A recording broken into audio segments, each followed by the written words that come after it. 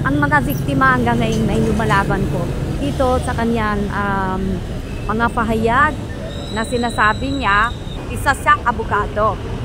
Lagi niya pong sinasambit yun na isa siyang abogado. Ngunit, sinabi din po niya sa mga kapulisan na nakmando din po siya na utusan yung mga biktima na lumaban para patayin. So, ibig sabihin, para at pag kinatay, kakasuhan na nanlaban. Yun po ang kanyang mandat. Naku po. Isa na naman po itong paninira ng mga makakaliwang grupo. Gumawa na naman sila ng ikakasira ng mga taga Duterte. So, uubra pa rin pa ba ito sa kanila? Dahil wala na silang maibatong issue para sa mga Duterte. Ito, ngayon naman inaano si Pangulong Duterte, tinatanggalan ng pagka-abogado dahil nga itong si BP Sara ay nag-offer si Pangulong Duterte sa kanyang impeachment. Tingnan natin kung uobra nga itong mga ginagawa ng mga makakaliwang grupo na naman to. So mga kapulisan, siyempre sumusunod lamang sila sa utos ng pinakamataas. Kaya po ngayon, nandito po kami para hilingin sa Supreme Court na para po siya ay matanggalan po ng lisensya bilang abogado. Yan po na narinig po nyo, tatanggalan daw po ng ng lisensya na pagka-abogado si Pangulong Duterte. So uubra kaya ito? Itong mga pinaggagawa ng mga mga ungas na to. So dito na ho tayo sa iba pang balita na reaksyon ng mga ating mga banateros.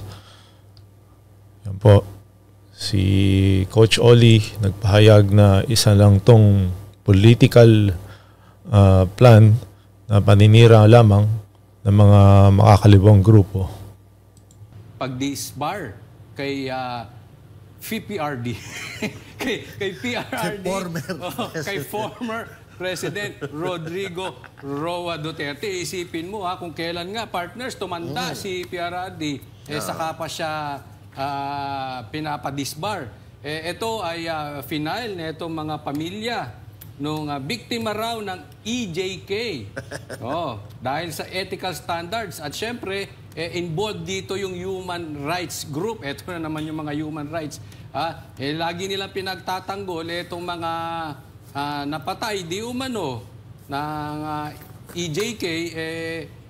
Hindi nila tinitingnan ilan ba ang ginahasa, ilan ba ang napatay, ilang pamilya ang sinira nitong mga adik na to. So, dito sila ngayon na-focus. Pero alam nyo, sa aking tingin dito, ang talagang habol nila dito ay para hindi makarepresent si PRRD as the counsel, one of the counsel ni VP Sara patungkol dito sa impeachment. Naalala natin, di ba? Tinanggap ni VP Sara ang alok since ayaw tumanggap ni VP Sara ng financial assistance galing kay PRRD, yung kanya na lang serbisyo bilang abogado. At sa tingin ng marami, ito ay political move. Dahil syempre, pag ang abogado mo nga naman ay si PRRD, ang dating presidente na talaga namang napakalakas pa rin sa pagmamahal ng taong bayan, syempre, matatakot ang ibang mga politiko na gawin itong impeachment. Pero sino po niloloko natin? Alam naman natin ang impeachment ay political in nature. Numbers game po ito. Wala naman silang karapatan magdesisyon kung sino ang tama or mali.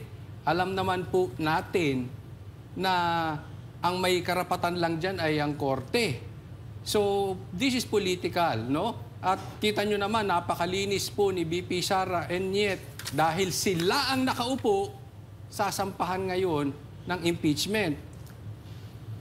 Well, obviously, that is political. Kaya lang ngayon, nakikita natin, malakas partners yung mga Duterte. Kaya hindi matuloy-tuloy ang itong pagsampa. Walang gustong pumirma dyan sa impeachment na yan. So, naggagahol sila. Talagang tumutulak lang dyan yung mga dilawan, dating NPA. Alam naman natin yung mga komunista. Pero ngayon, wala. Sa hanay nila ng mga pula, talagang natatakot sila. Ultimo yung Quadcom, medyo gumigit na. So, mga partners, Master Judea, anong sa tingin mo? Well, eto, no, yung i-disbar si PRRD, kung kailan tumanda si PRRD sa pagiging abogado, ngayon pa yung paggagawin yan. Kumbaga, kahit hindi na i-practice ni PRRD yan, wala na. Ang problema kasi dito mga partner, tama yung sinabi mo, Coach Oli, no? Dahil tinanggap ni VP Sara Duterte na maging abogado niya si PRRD dito sa mga isinasampa sa kanya na mga kaso nitong mga Tuadcom, ano? So, ito ay, ang nakikita natin dito, syempre, si PRRD ay parang tumanda na ito sa karanasan Karanasan bilang mayor, bilang prosecutor, bilang presidente. So, ibig sabihin, malawak ang kaalaman ni PRRD. At dahil nga ito ay magiging abogado ni VP Sara Duterte, medyo nanginginig na ang mga wet packs nitong mga kalaban. Kaya, ngayon, eto malabo itong mangyari. Pero, gagawin nila. No? They will do anything that they can, everything that they can to para siraan ang mga Duterte, para mapabagsak ang mga Duterte. So, wala silang kumbaga, hindi na nila iniisip kung ito ba ay magiging effective o hindi. So, basta sila try and try until mapabagsak nila ang mga Dutertes. Pero, sa akin, mga partners, no, at ngayon, nakikita natin na nagtutulong-tulong na sila. Mga dilawan, mga pulawan, mga pinklawan and all that. Yung mga kalaban ni PRRD dati, yung mga araw-araw na bumabatikos, pati yung mga kakampi niya, mga supporter ni Marcos ngayon, ay pinagtutulong-tulungan na ang mga Duterte. And yet, hindi pa rin talaga nila magapi-gapi Hindi nila mapatumba o mapabagsak ang mga Duterte dahil ang puwersa ng mga Duterte ay ang taong bayan. Yung taong bayan na mga nag-iisip at yung taong bayan na nakaramdam noong maayos na paninilbihan ni President Duterte sa buong Pilipinas at siyempre yung mga taga Mindanao na mahal ng mga Duterte. So pag sinabi natin kasi mga Duterte, Mindanao yan. Pero hindi ibig sabihin nun na nag-focus sila sa Mindanao. Naging presidente si PRRD at nakita natin yung resulta ng kanyang pamumuno. At itinaas niya ang standard ng pagiging presidente sa Pilipinas na ngayon lang natin nalaman. Nalaman natin dito sa kay PRRD na pag matino ang presidente na nakaupo, pag matino ang nanunungkulan sa bayan ay malayo ang mararating ng bansa. Katulad ng mga infrastructure na nipatayo ni PRRD, na ipagpatuloy na dati ay natigil dahil hindi na lang magawa ng paraan even yung sa di ba? Sa right of way, si PRRD ang nakapaggawa ng solusyon doon sa problema na yon, mga tama ho yan. Marami hong nagawa si Pangulong Duterte noon nung unang termino niya. Dahil nga, agree ho ako dyan na kapag ho ang isang presidente ay matapang pero meron namang puso sa mga Pilipino, susundin ho talaga ng mga yan. Ng mga Pilipino yan. Dapat ganyan ho talaga ang presidente natin palagi. Sana nga maibalik kung gusto pang maging presidente ni PRRD, sana lalong gaganda pa ang ating bansa. Partners. Jay. Yun. Bago lahat, no, dugtungan ko yung sinabi ni Coach. Siyempre, share nyo yung mga video dito sa DCAR 1026. Tsaka shoutout na rin dyan sa Alegre Senior and Junior. Yan. So about dito sa disbarment, baka utos to ni Larry Gadon. Para damay-damay.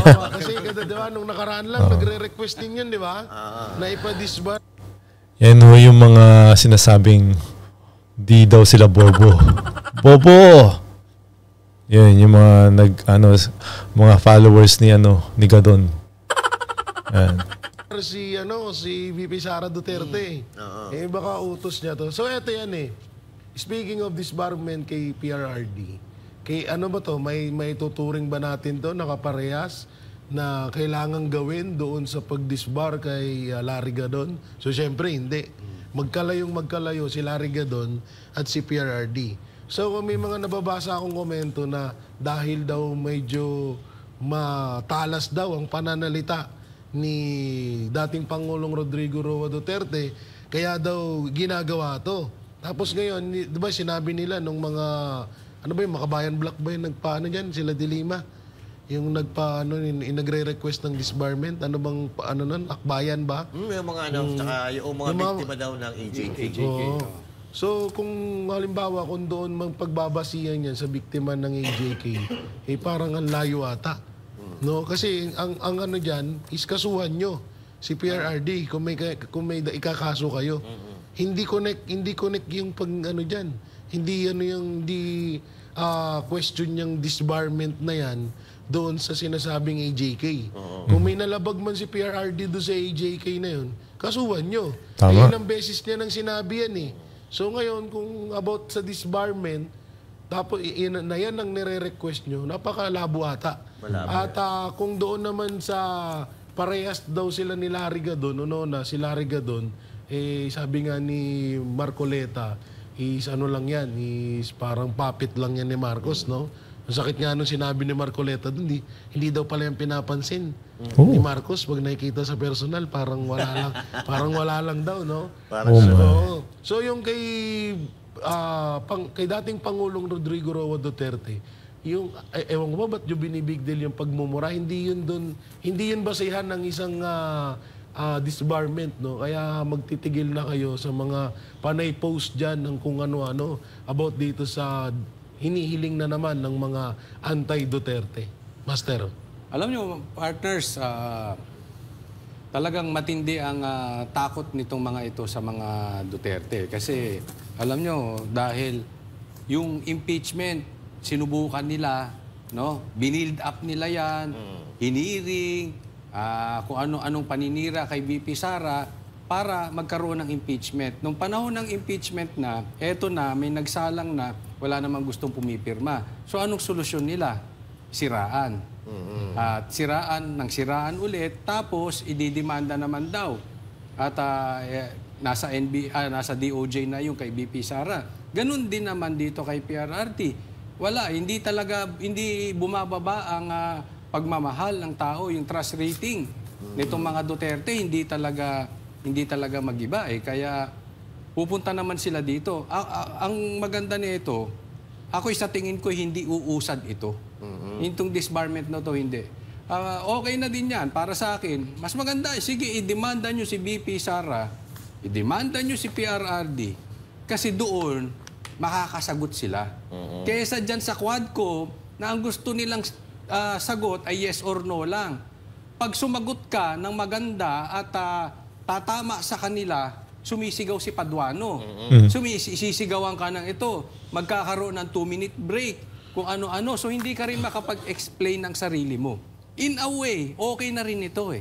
Itong mga magsampa sila dyan dahil magiging patas ang laban. Iisipin mo sa Quadcom, sila na yung abogado. Sila pa yung judge, sila pa yung investigador, sila na lahat. Paano ka makakalaban sa ganon, partners? Hindi talaga patas, kitang-kita naman. Multiple purpose, no? Actually, ako nakikita ko dito, partner. Tama, hindi talaga yan eh. Hindi talaga uusad yung disbarment na yan. At saka hindi yan papatulan, no? Hindi yan papatulan ng kahit na sinong, hindi papatulan ng Supreme Court yan. At ang nakikita ko dito, ginagawa lang nila yan para dungisan ang pangalan ng mga Duterte. Kasi pag sinabing disbarment kasi, ibig sabihin, may ginawa kang kalukuhan, may ginawa kang kasalanan na labag sa sinumpaan mong tungkulin bilang isang abogado. Ang kaso dito, wala namang nilabag si PRRD. Wala kasi silang maikaso kay PRRD. Yung mga AJK na yan, wala eh. Kasi si PRRD, bago siya kumilos, tinitingnan niya yung batas kung may masasagasaan siyang batas. Ganoon kapulido gumalaw si PRRD. Ngayon, wala silang magawa, maikaso kay PRRD, kaya dadaanin nila si disbarment. Kasi okay na sa kanila yan eh. Sabi ko nga kanina eh, kahit suntok sa buwan yung ginagawa nila, basta madungisan nila kahit konti ang pangalan ng isang Duterte, okay na sa kanila yon. Tuwang-tuwa na sila doon. So kaya, ngayon, wala nang maniniwala dito sa mga ito kasi nakikita naman natin ang comment sa social media, comment sa mainstream media. Dahil itong mga mainstream media, hindi na natin pwedeng pagkatiwalaan. Katulad na lang yung pag-uusapan natin mamaya, yung fake news ng mainstream media. Back to you, Coach Oli or Jay, may gandang ka ba? Hindi, yung about sa disbarment, si Marcos Sr. nga hindi na disbar eh. Yung mas maraming kapalpakan na ginawa yun. Kaysa kay Duterte. Eh, ba't yun? Hindi na, although patay na siya, pero nung mga panahon na buhay siya, kung ganun lang, ang basihan about sa disbarment, lalo't hindi ka naman kaparehas ni Larry Gadon, talagang mapapaisip ang taong bayan na parang hindi ata karapat-dapat yan kay dating Pangulo. At bakit dyan, eto na naman may panibagong na naman sila. May panibagong iluluto na naman na palabas. Malamang sa malamang magpo-focus na naman to, etong mga to sa disbarment ni PRRD. Kasi hindi sila nagtagumpay sa AJK. Hindi sila nagtatagumpay sa confidential fund at sa impeachment. Baka sa disbarment. Kahit papano, hindi naman sila mapahiya sa taong bayan. Alam mo mga partners, talagang obvious ito na talagang pinag-iinitan lang ang mga Duterte. Alam mo, napaka-ignorante mo na lang kung hindi mo nakikita na ang focus ng administrasyon ngayon ay para siraan ang mga Duterte. So, yan po mga kababayan. Ito lang po ba ay isang paninira lang ng mga politika sa paninira sa mga pamilyang Duterte? Mag-comment lang ho kayo at mag-like and share sa ating YouTube channel. Maraming salamat po.